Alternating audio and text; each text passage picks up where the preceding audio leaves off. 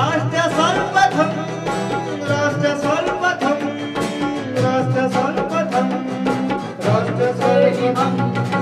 राष्ट्र सर्वप्रथम की बात ललित सुमन के साथ कार्यक्रम में हम आप सभी का स्वागत कर रहे हैं। और आज हम जिनसे बात करेंगे राष्ट्र सर्वप्रथम की बात ललित सुमन के साथ कार्यक्रम में, ये भाजपा के वे सिपाही हैं जिन्होंने जनसंघ से अपना राजनीतिक कैरियर शुरू किया था और दिल्ली के सबसे वीआईपी विधानसभा क्षेत्र, जो दिल्ली के शेर कहे जाने वाले मदन लाल खुराना का गृह क्षेत्र रहा है, मोती नगर विधानसभा, उसके ये 3 बार विधायक रह चुके हैं। श्री सुभाष सचदेवा जी, आपका स्वागत है।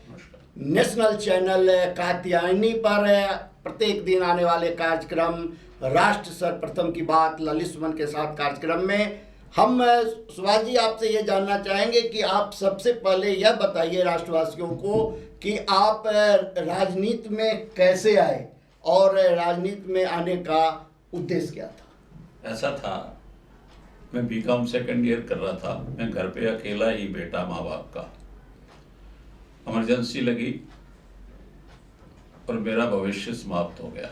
परिवार के अंदर पिताजी दूध का काम करते थे, सब यहाँ से बर्बाद कर दिया, वो अकेले रह गए। उनका साथ देने के लिए, क्योंकि सर्वप्रथम व्यक्ति का पेट होता, पेट पालने के लिए, पिता का साथ देने के लिए पढ़ाई छूट गई। तो मन में एक ऐसी नफरत जागी कि इस पार्टी ने, कांग्रेस ने जो देश के अंदर इमरजेंसी लगाई है, वो कई लोगों का भविष्य उस समय तबाह कर गई थी। तो मन के अंदर जैसे नौजवान आदमी सपना देखता है कि मैं ये बनूंगा, मैंने भी सपना देखा था कि या तो मैं वकील बनूं या मैं पुलिस अफसर बनकर इस देश की सेवा करूं। मन के अंदर झुंझलाहट भी थी, नफरत भी थी। उस गुस्से को जाहिर करने के लिए उस टाइम इमरजेंसी के बाद जो चुनाव हुआ, पहला सर्वप्रथम हमारे क्षेत्र से स्वर्गीय कंवरलाल गुप्ता जी चुनाव लड़े और उनका मैं पहला पोलिंग एजेंट भी यहाँ से बना। यह बात 1977 की है। 77 आप बता रहे थे जो कि ये इमरजेंसी के पीड़ित युवा हैं और इन्होंने इमरजेंसी के अत्याचार से क्षुब्ध होकर जनसंघ की सदस्यता ग्रहण की और उसके बाद लगातार ये राजनीतिक के क्षेत्र में जनसंघ के बाद भाजपा और विधानसभा तक की यात्रा की और इन्होंने देश के 8 राज्यों में चुनाव, जो भाजपा चुनाव लड़ी, वहाँ इन्होंने भाजपा के चुनाव की कमान भी संभाल करके उसमें पंजाब, हरियाणा, हिमाचल, चंडीगढ़, उत्तर प्रदेश, राजस्थान और गुजरात जैसा राज्य है, जहाँ भी ये गए और जा करके इन्होंने पार्टी को मजबूत करने का कार्य किया। सुभाष जी, ये बताइए कि आप जब जनसंघ के बाद भाजपा की सदस्यता ग्रहण की तो आप को पार्टी ने आपके काम को देखते हुए किसी पद से नवाजा या आप यूं ही सेवा करते रहे? नहीं, मैं गर्व से कह सकता हूँ और आज मुझे खुशी है उन दिनों को याद करके कि जब खुराना जी ने घर पे बुलाया, 1980 में युवा मोर्चा का अध्यक्ष बनाया यहाँ से, फिर मंत्री बनाया, फिर महामंत्री बनाया।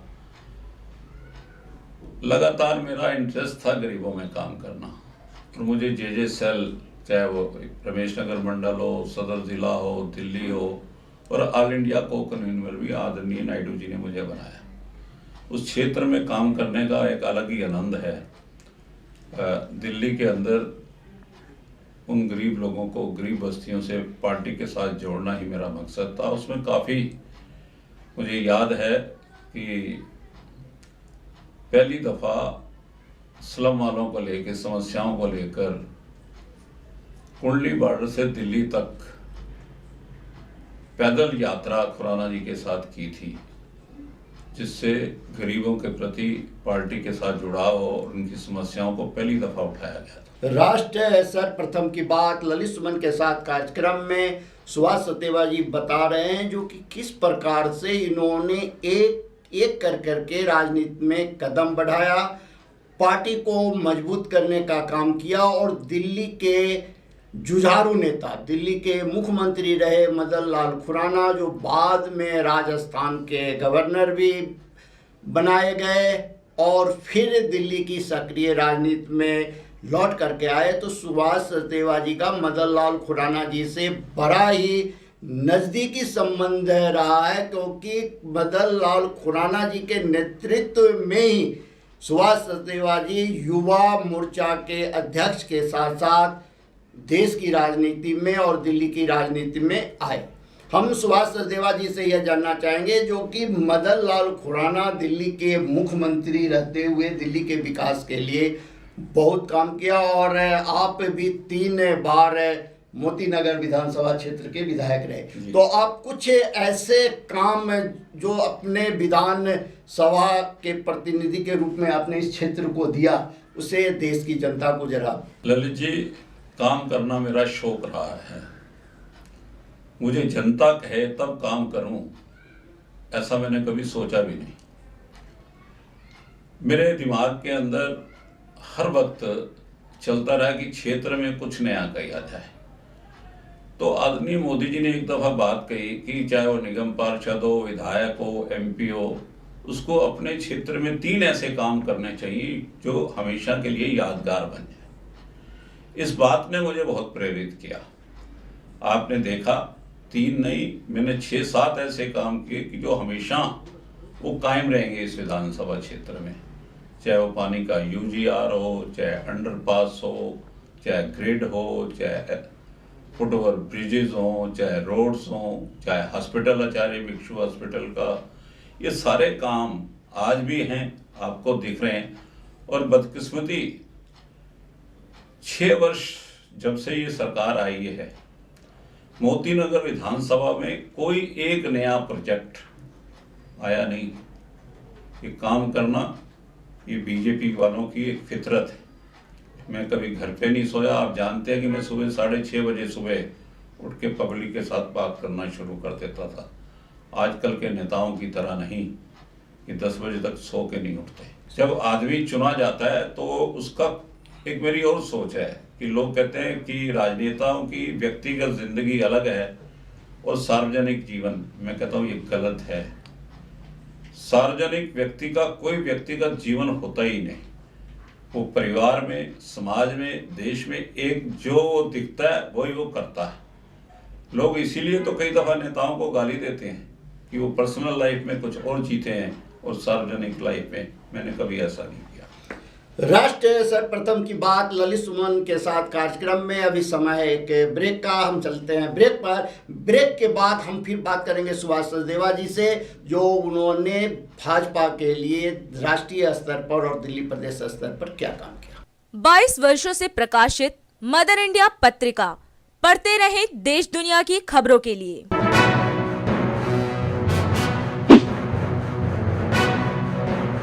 26वें वर्ष में आपके लोकप्रिय समाचार पत्र इंडिया दर्पण का प्रवेश। आप भेजते रहें अपने क्षेत्र की खबरें।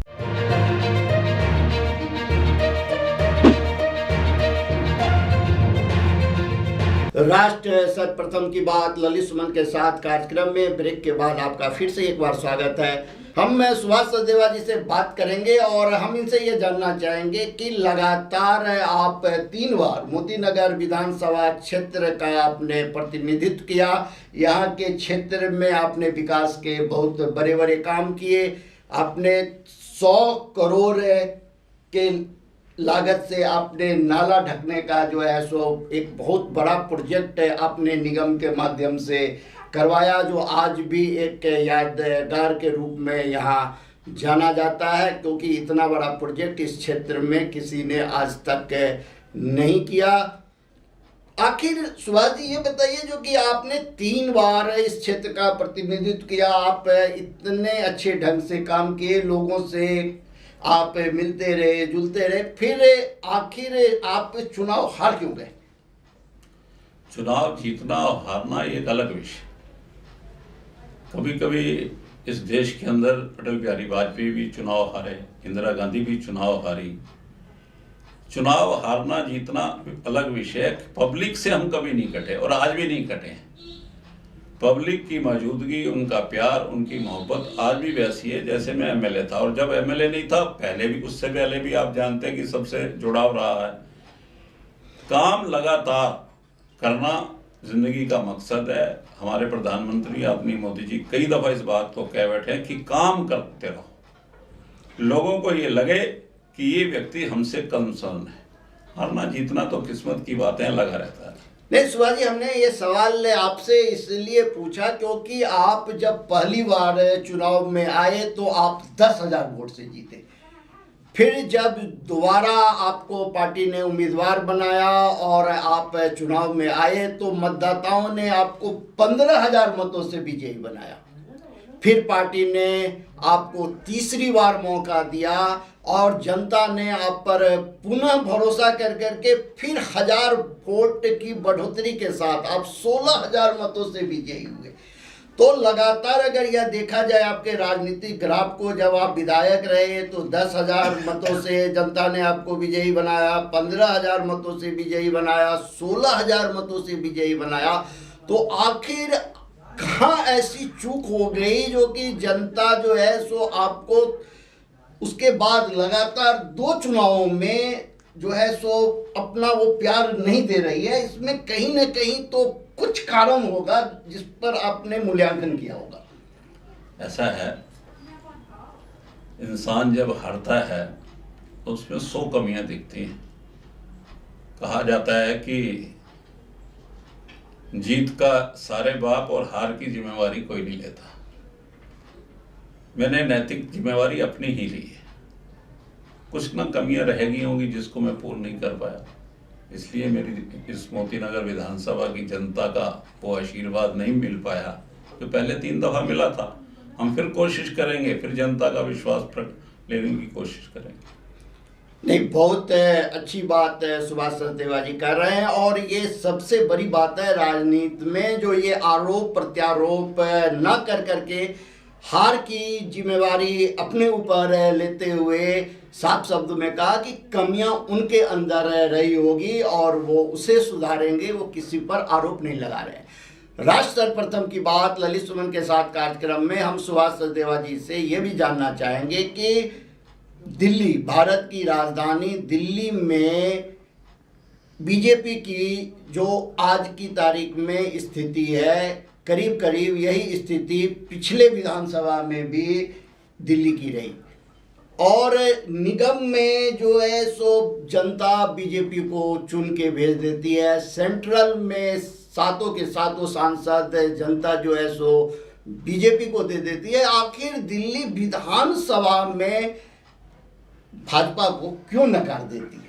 कुछ ना कुछ तो कहीं ना कहीं कोई कमी रही होगी, इसलिए दिल्ली की जनता है और वही परमात्मा रूप है, जैसा फैसला करे वो सिर झुका के उसको मानना पड़ता है।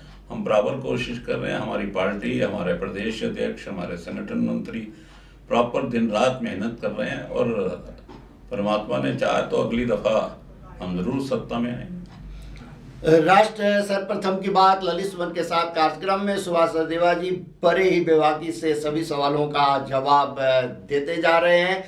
हम अब इनसे एक बात और कर लेते हैं, चूँकि अयोध्या में राम मंदिर का निर्माण होने जा रहा है, उसके लिए जो है घर घर से चंदा लिया जा रहा है, सहयोग राशि ली जा रही है। लोग अपनी इच्छा से बढ़ करके सहयोग प्रदान कर रहे हैं और यह गौरव महसूस कर रहे हैं कि उनका नेक नियत से कमाया हुआ धन राम मंदिर निर्माण में लगने जा रहा है। तो सुभाष जी, आपके साथ जनता काफ़ी जुड़ी हुई है और आपने इस क्षेत्र का प्रतिनिधित्व किया और अभी भी आप लोगों से जुड़े हैं, तो आप राम मंदिर के लिए आपके स्तर से क्या क्या किया गया, जरा इसे भी बताएं। कि चंदा पार्टी एकत्रित ही नहीं कर रही, ये समर्पण निधि, ये प्रभु के प्रति समर्पण है। चंदा होता है, आदमी पॉलिटिकल पार्टी से इकट्ठा करती हैं, ये जनमानस का एक ऐसा आंदोलन है। मैं आपको ये बता दूं और आपको शायद पता भी होगा कि हर हिंदुस्तानी हो, चाहे किसी भी धर्म जात पात से जुड़ा हो, उसके डीएनए में प्रभु राम बसते हैं। हमारे यहाँ तो बरसात भी हो जाए तो कहते हैं राम जी बरस रहे हैं। अचानक कुछ हादसा हो जाए तो मुंह से निकलता है राम जी का नाम। तो राम, ये मंदिर है ही नहीं। ये पहले तो इसको क्लैरिफाई करें, ये जन्म स्थल है। यहाँ प्रभु का प्रकाश हुआ, प्रभु अवतरित हुए। ये मंदिर तो देश और दुनिया के अंदर लाखों करोड़ों है। ये प्रभु राम के प्रति आस्था है हिंदुस्तानियों की, ये आस्था का विषय है। और जो कुछ भी हम कर सकते थे, कर रहे हैं या करते रहेंगे, जैसे जैसे प्रभु चाहेगा वैसे वैसे करेंगे। ये मेरा इसमें निजी मत है। धर्म व्यक्ति की व्यक्तिगत आस्था का विषय, को दिखावा है ही नहीं। इसीलिए इस दफा आपने देखा है कि वो किसी भी पार्टी से हर व्यक्ति ने बढ़ चढ़कर इसमें अपना समर्पण दिया। आप मानोगे 10-10 रुपए भी देने वाले थे और 10 करोड़ भी देने वाले थे। तो ये प्रभु की कृपा है और प्रभु के काम प्रभु खुद करता है, व्यक्ति कुछ नहीं कर सकता इसमें।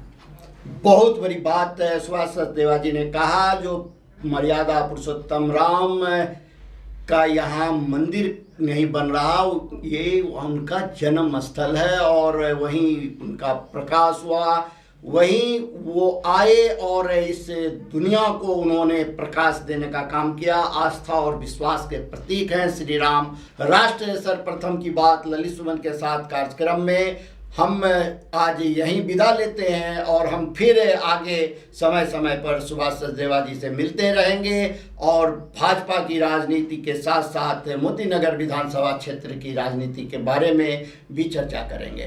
राष्ट्र सर्वप्रथम, वंदे मातरम, जाग उठा है भारत। 22 वर्षों से प्रकाशित मदर इंडिया पत्रिका, पढ़ते रहे देश दुनिया की खबरों के लिए।